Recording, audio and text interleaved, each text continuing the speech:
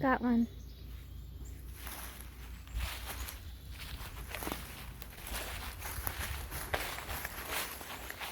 Oh, we got another.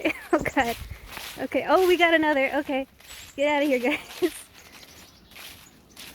Oh, okay. One got out. Wow.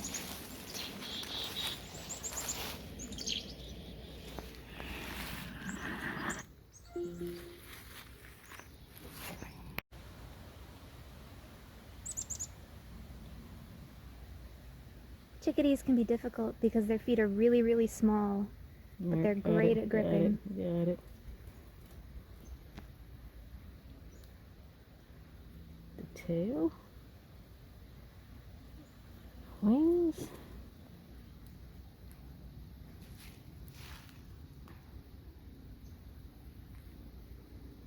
Arms out.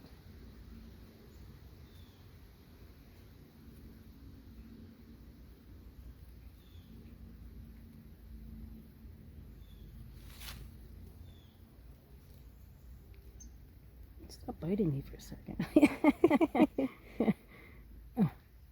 Small but vicious.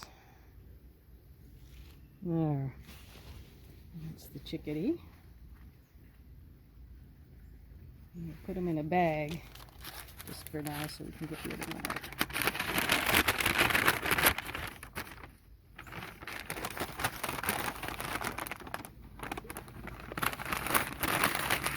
Oops. I'm going to keep that here. Chickadees are one of our songbirds that stay here all winter. They do not migrate, and they go this time of year. They're going around in flocks, and they do that all winter long. That's for safety, more eyes to see the predators, and they can survive the winter because they sleep together inside a tree cavity, so they keep each other warm. Chickadees have lots of feathers for insulation, more so than other birds, and they can go into torpor, so they can lower their body temperature at night, so that they don't need so much energy. The field marks of chickadees are very distinctive. Got the solid black cap, the white cheeks, and the black bib. Tiny little beak. Got a white belly, grayish back, and just plain gray tail feathers with white edging. It's a very distinctive little bird. Small little beak. They eat seeds, so they're very common at bird feeders. People have done bird banding studies on chickadees in the wintertime by catching them and putting little colored leg bands on so you can tell one bird from another. And they have a really complex social behavior. They go around in the flock, but within that flock there's a dominance hierarchy. So the older birds are at the top of the dominance hierarchy, and they kind of boss around the young birds. So when you're watching a bird feeder, if you have the birds banded, you'll be able to notice that the dominant bird will come down towards the feeder, and if there's a subordinate bird on the feeder, that subordinate bird will leave before the dominant one shows up. There's very little fighting because they respect the dominance hierarchy, and the younger birds stay out of the way of the older ones. This rabble rouser. They don't have any bands, but that's just the way it is. I'll shake my hand out.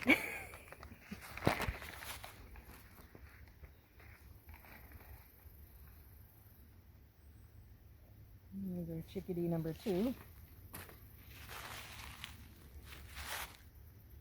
A little bit more feisty. A little bit more feisty. The males and females look identical. You can't tell them apart unless you were to take a DNA sample and then take it back to the lab and do genetic sexing. People have done DNA studies to find out. Got a dirty beak. What you been doing? That's better.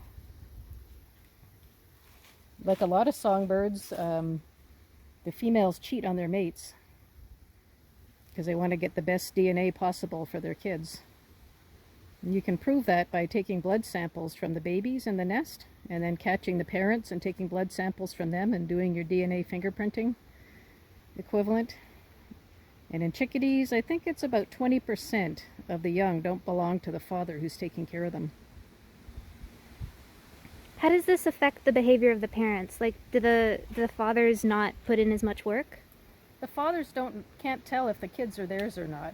And so with chickadees especially, they have 6 or 7 eggs in the nest that hatch out. It's a huge amount of work feeding the kids. And the male can't tell if they're his or not. So he goes ahead and feeds them because he has no idea if his female cheated on him or not.